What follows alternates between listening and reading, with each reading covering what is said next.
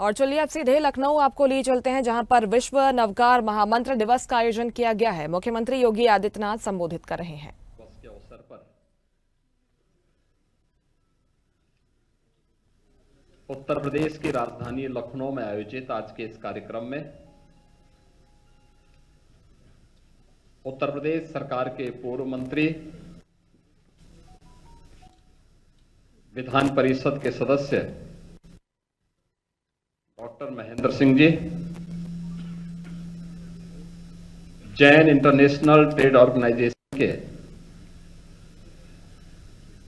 Chief pattern Shri P के जैन जी, अध्यक्ष श्री जैन धर्म प्रवर्तनी सभा श्री विनय जैन जी, निदेशक लखनऊ कैंसर इंस्टीट्यूट श्री अंशराज जैन जी, निदेशक BP engineers Shri Sharad Jain ji, chief adviser जीतो श्री राहुल जैन जी, अभिषेक जैन जी, और आज के इस कार्यक्रम में यहां पर उपस्थित राष्ट्रीय स्वयंसेवक संघ के प्रांत प्रचारक माननीय कौशल जी, माननीय विधायक श्री ओपी श्रीवास्तव जी, और उपस्थित जैन धर्म से जुड़े हुए सभी बहनों और भाइयों, मैं सबसे पहले विश्व नवकार महामंत्र दिवस के अवसर पर आप सबको मैं बधाई देता हूं। अभी नवकार महामंत्र दिवस के अवसर पर आप सबने देश के यशस्वी प्रधानमंत्री आदरणीय श्री नरेंद्र मोदी जी का एक महत्वपूर्ण उद्बोधन सुना है। नवकार महामंत्र कैसे व्यावहारिक जीवन में हम सब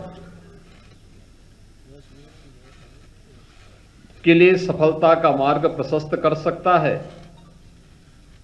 उसकी एक सरल व्याख्या उन्होंने 9 संकल्पों के रूप में हम सबको देकर के जैन धर्म के 24 तीर्थंकरों के भाव और उनके प्रति श्रद्धा का भाव प्रत्येक भारतवासी के मन में पैदा हो, जो जीव मात्र के कल्याण का मार्ग प्रशस्त कर सके। आज आदरणीय प्रधानमंत्री जी के इस महत्वपूर्ण उद्बोधन से हम सबको यह नई प्रेरणा प्राप्त हुई है। हम सबको इन बातों को ध्यान में रखना होगा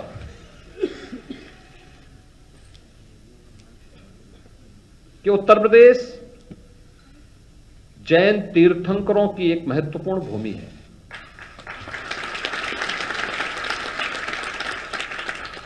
भगवान ऋषभ देव अयोध्या के पहले राजा थे।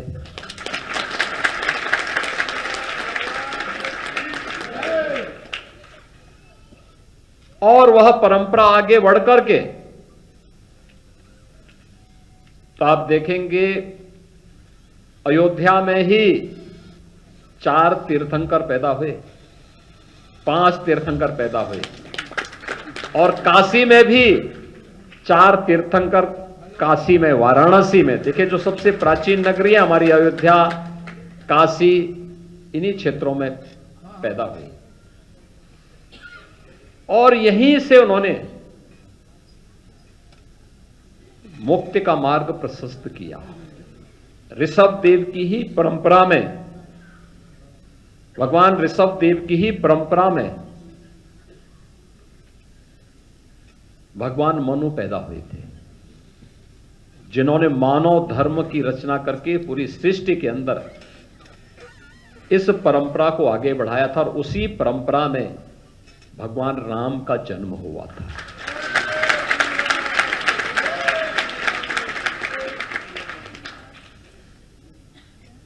यानी दुनिया के प्राचीनतम धर्मों में से एक, लोगों के पास तो गिनने के लिए है, हमारे पास तो हम गिनती में नहीं गिनते उसको। आप अनुमान करिए, भगवान ऋषभ देव की परंपरा है, हजारों हजार वर्ष पुरानी परंपरा है। जब दुनिया के सामने कुछ भी नहीं था, अंधकार था,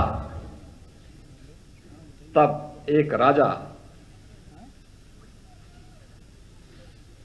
उस परंपरा में सब कुछ छोड़ करके ज्ञान की उस अगूढ़ साधना में अपने आप को समर्पित करते हुए लोक मंगल की कामना से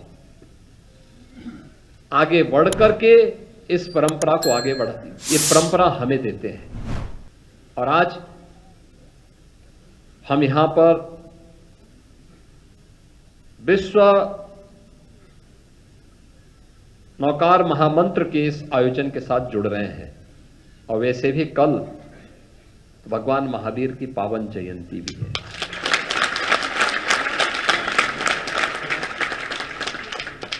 प्रधानमंत्री जी ने जो 9 संकल्प हम सबको दिलाए हैं, ये 9 संकल्प वही हैं जो 24 तीर्थंकरों ने लोक कल्याण के लिए और जीव मात्र के कल्याण के लिए हम सबके सामने अपने महत्वपूर्ण उपदेशों के माध्यम से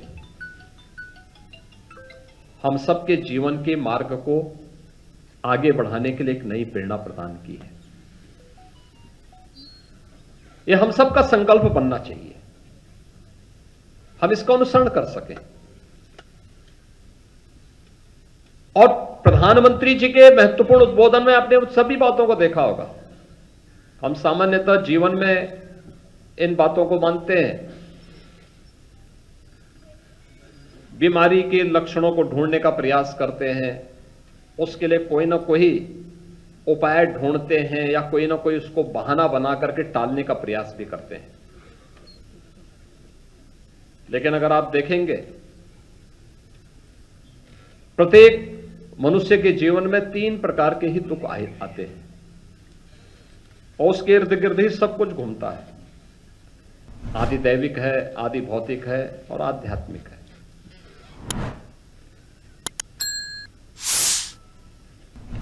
आदि दैविक जिन्हें हम आपदा कह सकते हैं, दैवीय प्रकोप कह सकते हैं।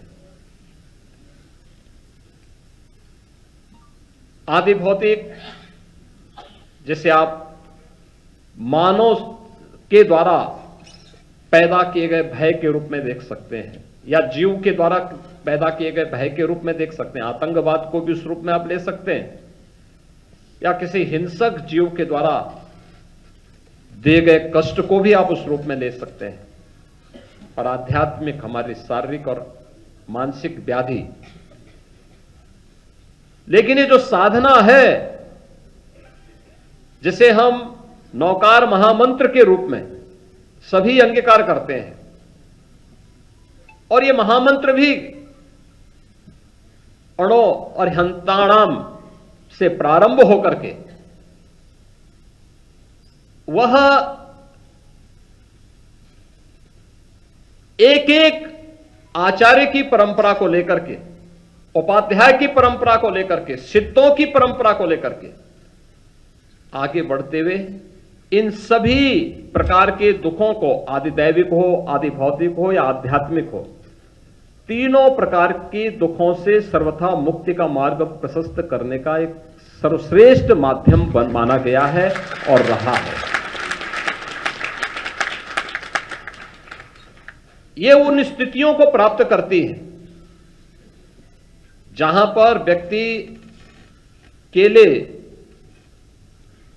अपने व्यक्तिगत स्वार्थ के लिए कोई स्थान नहीं होता। वह सामान्य जीव की तुलना में अपने लिए स्वयं ही अपनी सिद्धि के माध्यम से उस स्थान को बनाता है जो लोक कल्याण के लिए अपने आप को समर्पित करता है। सभी 24 के 24 तीर्थंकरों का पूरा जीवन उसी लोक कल्याण के मार्ग पर लेटेस्ट खबरों के लिए लाइक, फॉलो और यूट्यूब पर सब्सक्राइब करें, बेल आइकन दबाएं, साथ ही विजिट करें swedeshlive.com पर।